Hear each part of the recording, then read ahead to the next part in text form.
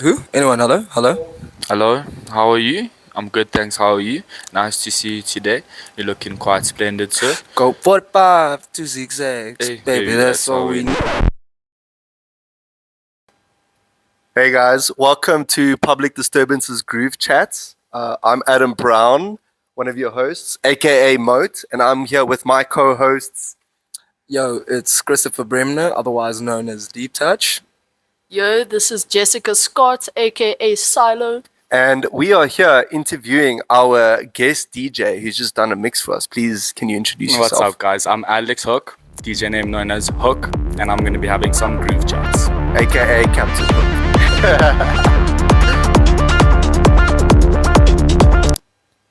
So we've now just wrapped up a juicy recording with our guest DJ, Mr. Hook here, which will be dropping on SoundCloud at the same time that we are releasing this interview.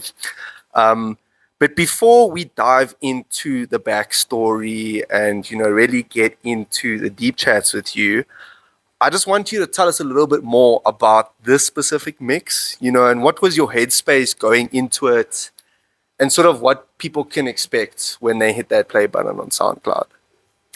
So, basically, I haven't necessarily released a set that I have been able to showcase what I enjoy, I have two sets out currently. My first set was like basically an unreleased set that people gave me their tracks, and I kind of showed homage to the people that gave me their tracks. And then the second set that I have out is more of an opening set, kind of to show people that Give them an intro Yeah. of you. and just to show them sense. that, like, as an up and coming DJ, I can open kind of a techno party very well. So those are my two sets out currently.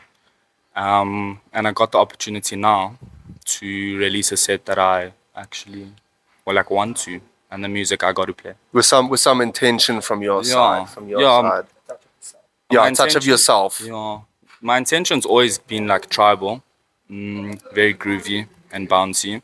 So you got a lot of tribal stuff in this set. Okay, and then now for maybe some of those who will be discovering you through this mix, let's take it back to your roots. Give them a little bit more of understanding of who is Mr. Hook. How did he actually get into the underground scene, specifically the techno scene? And then at what point did you decide to step behind the decks? So I think my journey started kind of when I was in like my teenage years. I didn't necessarily listen to techno. It all started with deep house actually. Then it moved on to kind of dub, I think, which was upstairs at Truth. Shout out to the Shout boys. out, Dab. For life. And then I was kind of absent from like jolling, I would say, because I was working abroad. And then I came back and I went to this festival called With You. It's not really in Joburg anymore. I think it's in Cape Town more now. And from there I saw like, I think Lady M played, Terry Aronis, Black Lake, and I said, yo, Did you take anyone with you to Edgy? no, my boys took me. Oh, even better. There's Even two of better. my boys actually. Shout out to the boys. We went to a Thursday night at Truth. I think, was it called Luna? At Truth? Yeah. It was Luna. Shout out, Luna. Follow us there. And then on the Friday I went to the With You. So I was just with my two mates. And then we had like a good weekend of jolling. And then I think the week after that I ended up at Ant Club for a toy. And that's kind of where my love for techno started. I think that was in like 2022 odd. And now 2026, all these years later. Yeah. I think I started getting behind the decks. It was first like just at like my mate's house. I kind of played around twice. And then I asked my parents to gift me a controller for Christmas. What were the decks that you played on? That I played on like first at my friend's house. Yeah. It was a 400. It always starts with the Number 400. four. It always starts there. And then for Christmas, my parents, they got me a DDJ 200. I was just so keen because I showed them like, please can I have this set Yeah, of the decks? passion took over. I didn't necessarily think like, yo, the 200s are muck, bro. Don't get a 200 if you're starting DJ ever. Go Okay? straight to the 4. Go straight to the 4. Don't do it. Okay. Or the XDJ XZ for channel. Guys, just get the CDJ 3000X with a with a Zone 92 mix in them. Just get a new Mark 1, Yeah. guys. New Mark 1, Yeah. 2 jogs, you're fine. One channel. So I got the Perfect. 200s. I think it was 3 years ago now. And I took about a year for myself. I didn't really kind of release much, just snippets of me DJing just for fun at the time. So like a proper bedroom DJ at that time. Yeah, you could say. And then I don't know, I always had the ear for like rhythm and groove and stuff even before I started DJing. So I just wanted to see how far I could take it for myself. And also when you go out to specific organizations and jewels, you don't necessarily always get to hear what you want to hear. So then you get the privilege of that like at home when you have your own music, you know. Yo, what is the vibe you want to bring and dance to? Yeah. What is the vibe I want to bring? No. So you're saying what you're kind of trying to portray is like, as yeah, a- that's as a what I DJ. want to bring into it, to the dance floor. Kind of, yeah. So then for Alex on my side, I just want to know, as you know, the Joburg crowd is a very harsh and honest, brutally honest crowd. How do you take that into account when you curating a new set for the weekend? Does it influence the fact that it's Joburg specifically, or would you, for instance, have a different set when you play in Cape Town regarding the Joburg crowd? Would you use a Joburg crowd set in Cape Town, or would you say a Joburg crowd is a very specific crowd? To be honest, talking about what I'd curate for Cape Town, for example, I actually think they're quite a bit harder to connect to. You can say Joburg crowds are harsh, but they, Well, why would you say that the Cape Town crowd is hard to connect to? Like, because the type of music and techno that they constantly listen to is is it quite more? It's minimal. more slower paced. Yeah, Like it's here's more more minimal. hard groove. Joburg is like the heart of hard groove. I feel. Would you say like it's something that you just yourself struggle to connect with? Not necessarily, no, not at all. I think if I had to go to Cape Town, I'd do pretty flippin' well as well, because I wouldn't specifically cater towards Cape Town. I'd also bring Joburg flair as well. But within that Joburg flair, I'm obviously trying to bring like prestige and a European style to South Africa so that it can be seen in a greater scale as well for our community. Well, You just on that quickly. Besides the style, like I know, like techno actually is quite a massive spectrum. You know, if you look at like from techno tribe to underground Africa to toy to mood, we get very 909. to 909. We're getting very different styles here.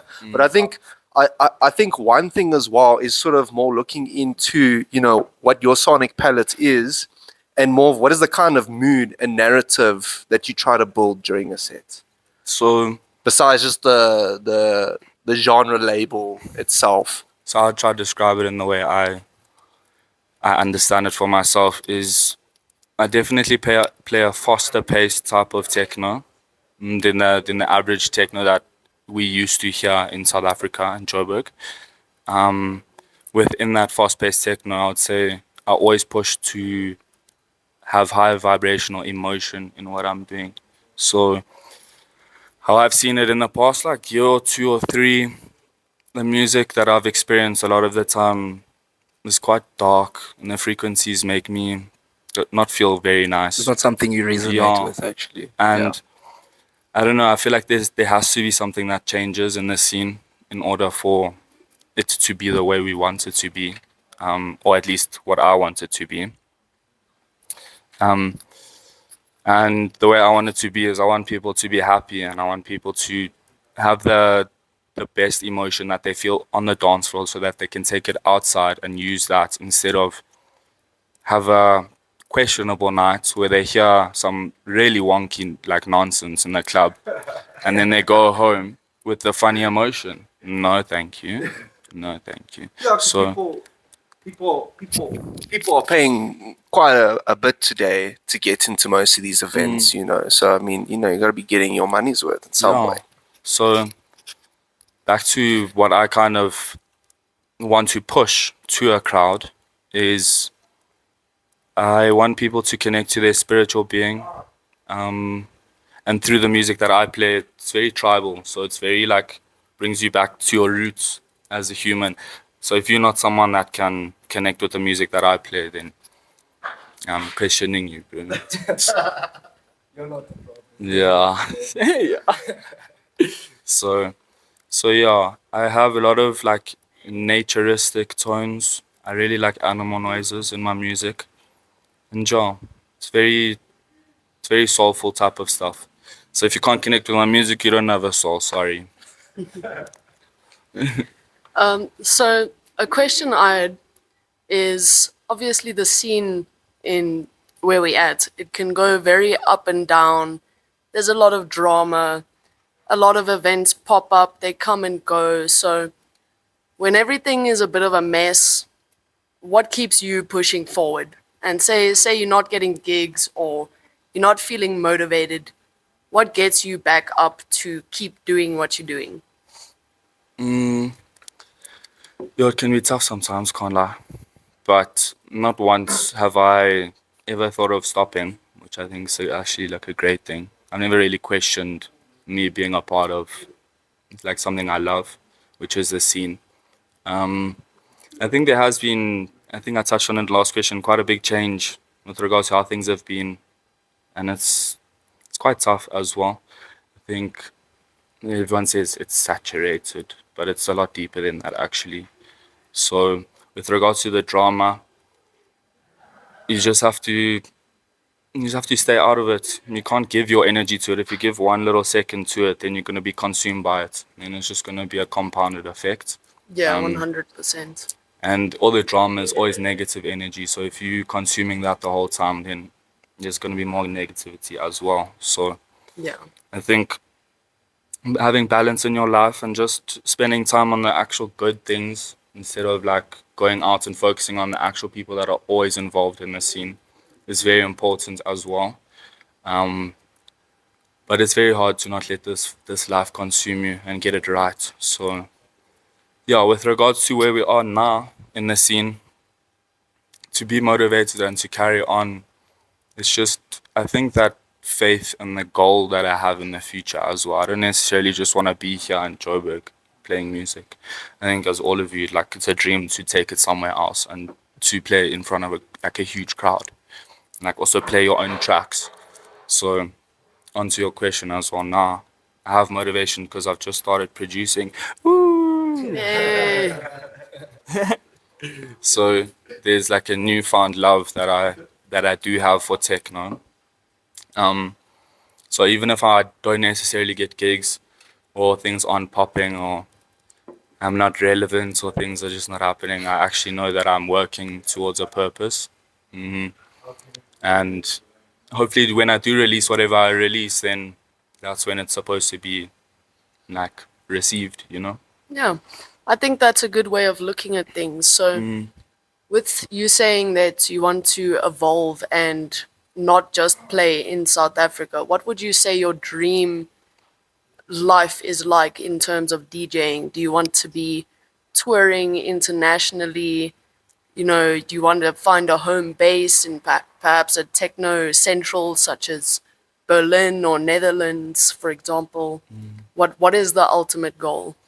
So, yeah, I think for me personally, I haven't necessarily thought extremely far into the future, but I would personally like to be a resident somewhere that's very credible, wherever that may be. If that's in Amsterdam, it's in And Amsterdam. maybe like persistent, like you know, continuously playing, or you know, would you rather like have it like once a month or maybe once every 2 No, months? I'd love to play as much as I can. Every day, honestly. every Yeah. hour. Genuinely, genuinely, I think also yeah, as much as I can as well, because I think at the time that I do get there, I would have established my like style, my sound, the tracks that I have as well, and then I would be able to learn more, in my opinion. I'd be able to now branch out of what I love and now cater towards what the new they actually enjoy, like in Europe, for example. Okay, and the scene there, what they're looking for. Maybe on that point, with finding relevant tracks or a sound to deliver. Here's one of my pretty big questions that I'm always interested to hear: is sort of how do you actually find most of your tracks? Like, what does your discovery process look like? Where are you going? What are you looking at? How you don't have to give us the trade Those are gonna secrets. take my tips, yeah. What are your tips, baby? Yeah. I mean, like, look for me. Maybe I should share, but for me, it's Spotify. Like, the algorithms on Spotify these days are absolutely crazy. I I've mean, heard Spotify's dayless, a good one. dayless guys. I've Yo, heard Spotify's a good you one. could just be a dayless Get DJ. on Let's that. let's be honest.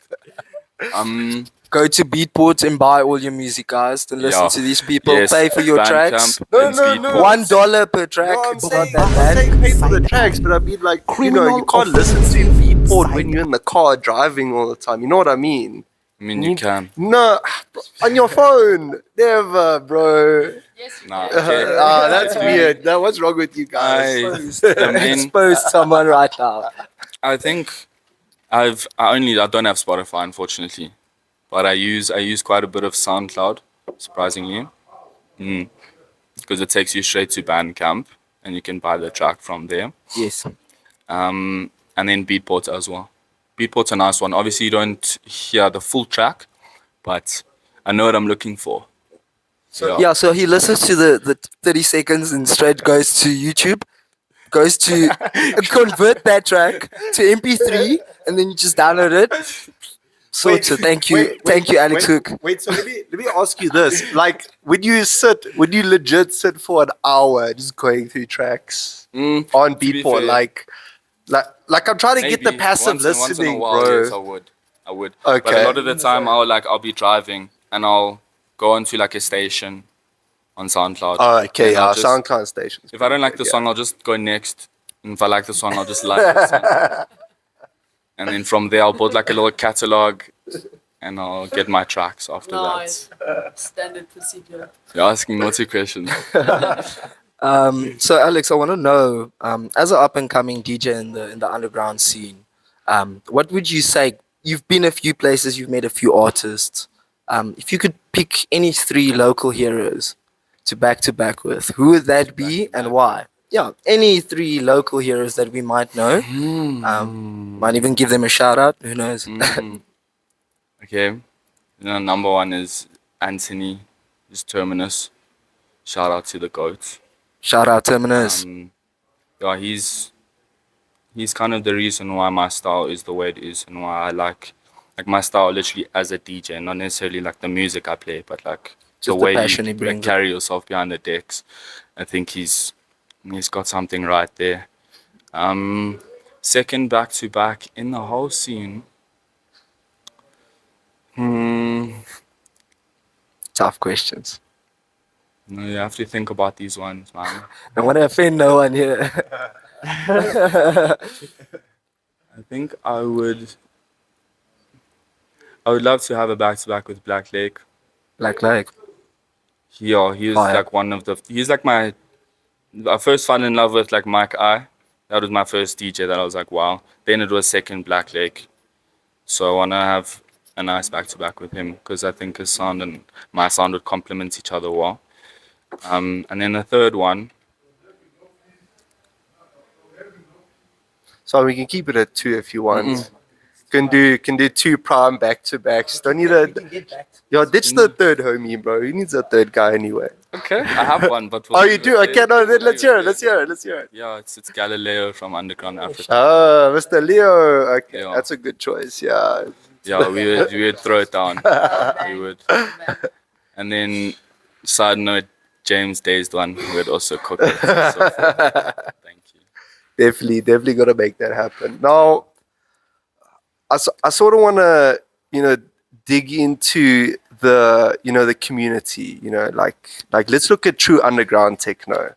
it really relies heavily on the community, the intimacy aspect, sort of, if you know type of culture, rather than that commercial hype or the social media metrics, despite maybe some techno following that route. So, in your opinion, what would you say is the most vital element needed to keep a local underground scene thriving and authentic right now in Josie? Let's say Josie specifically. Something different. Oh my gosh. Guys, even if you have been an establishment, I'm not going to name names for a long Throwing time. shots. Change it up every once in a while. Please. That's it. Put a flower in the corner of the room and I'll be happy. Yeah, I guess That's some it. variety. Switch things up a little Oh, bit. Are you talking like in deco, or are you talking in terms of lineup? anything. Any and all of them. Whoa. Everything. Anything. Give me something different and I'll be okay. Because nothing has changed. I can give a shout out to Obscure. That was quite a good event, I can't lie. They also made some great upgrades. Because wouldn't you say then that's what the up and coming promoters are for, is to provide that variety? Because let's be honest, around the scene in general in maybe Gauteng, we can talk a little bit about Cape Town, but compared to the global community, I'd say there's definitely still a lot more that they can do, There's and a so lot to much. build out. I mean, There's you so can much. go to the UK and there'll be a 5-stage drum and bass party happening on a Tuesday. Yeah, they're having a skits at McDonald's type things. Yeah, So obviously we have a lot more to, grow and do in that aspect. And some of the promoters need to get established. And then that could be where we could see some variety. What would you like to see? What would you say would be the first move for them? Maybe just to try something different. Maybe just to do some research, to look at what other people are doing. What do you think is the problem right now? I think everyone is quite set in stone in what they've done and what they have been doing. So I don't necessarily think that they are thinking about that, which is quite sad. I also think some of the new events that are popping up, they're still choosing venues that are used by every other organization as well. It's like I think we're all dying for something new, a new venue as well that's specifically catered to the underground. But then again, we have quite a small community compared to Amsterdam and Berlin and London, where there's a lot more people that are investing their time into the underground scene. Whereas South Africa, our economy is cock. Thanks, Cyril. So that doesn't help either with regards to keeping something alive. I think you've seen quite a lot of potential in a lot of events that have happened and then just disappeared. It's just because of the financial side of things. So definitely the economics aspects. That's always a difficult part to handle. And then again, if you do want to start your own thing, there's always going to be your competitors trying to bring you down, which is the horrible thing. And I want to get to a point where everyone is working together to one cause so that we can all thrive instead of just one group. Yeah, so I think there you raise a good point. So I just want to go a bit deeper into that. So would you say, in terms of, because I know in the scene there's always been the chats that there was gatekeeping, let's call it gatekeeping. So gatekeeping is basically when the organizers keep the same people on the lineup. They don't really invite other people in. If you're not known to a point to have a following, they don't really take you as that level of an artist. So also I'm thinking, would you say it's a bad thing that people now get rated in terms of followers instead of actual skill? Because I mean, would you compare yourself, let's say, to a bedroom DJ? Yes, he has a lot of views and everything, online. But do you think, in terms of your quality that you bring to a live crowd, maybe it's not a million views, but what do you think is the difference between playing live and being like just your generic bedroom DJ? I think I haven't seen like many bedroom DJs here in South Africa, luckily. I mean, you can start as a bedroom DJ, but if you stay a bedroom DJ, it's a bit of a problem. It's weird. But being in Europe, I think it's a different story. There's a lot of people in their bedrooms getting a lot of views and just being content with that. Um, I can't really comment on the bedroom DJs because the clips that they post are banging. You know, 100%. I mean, That 30-second beat drop. so Auto Shazam while you're watching the video. so It's a love fair hate. play. You're good in that clip. Yeah. But then and again, I haven't necessarily watched them play like a Anything whole more than the set. clip, yeah. But then and again, I haven't necessarily done the research to listen to one of their actual sets. you Okay. know. But yeah, I definitely would give way more credit to the oak that's controlling a crowd than controlling himself in the mirror. You know. And maybe now to sort of like close off this groove chat, let's give it over to Jess to sort of ask a final question here, because I feel it's mainly been the boys. What's something burning that you want our Ooh, audience to to hear about? this is a tough one. How would you like the scene to grow and improve in South Africa? Would you say more of a collective effort and less fractured events all trying to pull their own crowds?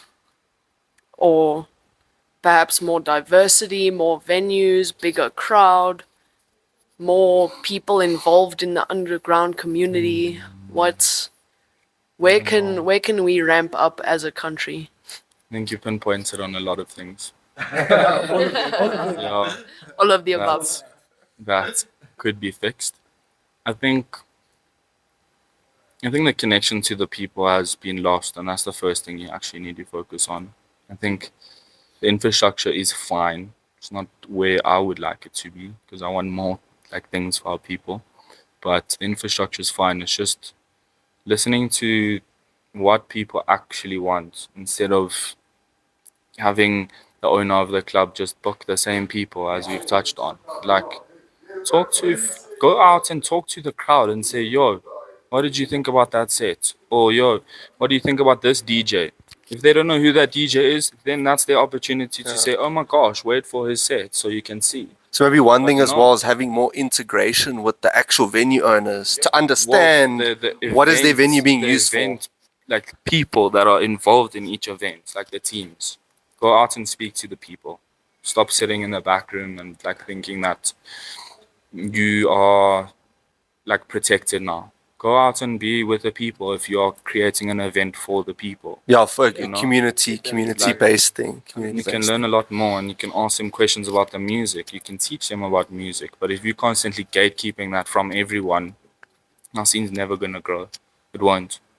So that's where it needs to start. I think having another venue that pumps with a good sound system would also help. But like, yeah, but we beggars can't be choosers. What's your thoughts now on Room 2 that's set up there now at Sonage? They've recently just refurbished that. Guys, give room to a chance. Okay, we're gonna see how Room 2 I performs. promise. Keen. You also have to, as the audience that I'm speaking to, you also have to give time to new things. I always say everything new is good, and if you're comfortable and you're never learning or growing, so please, as ravers, just go to these other events that are trying to thrive because you are the reason why they're there. Yeah, support the community. Shout out to the people. All right, so I think that brings us sort of a conclusion to this groove chat by Public Disturbance. Guys, guys, please check out SoundCloud for Mr. Hook's mix. We were sitting here the whole time listening to that. It was fire.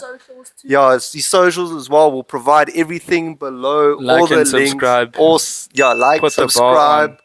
all those things. Follow. Yeah, guys, stay tuned for the next one.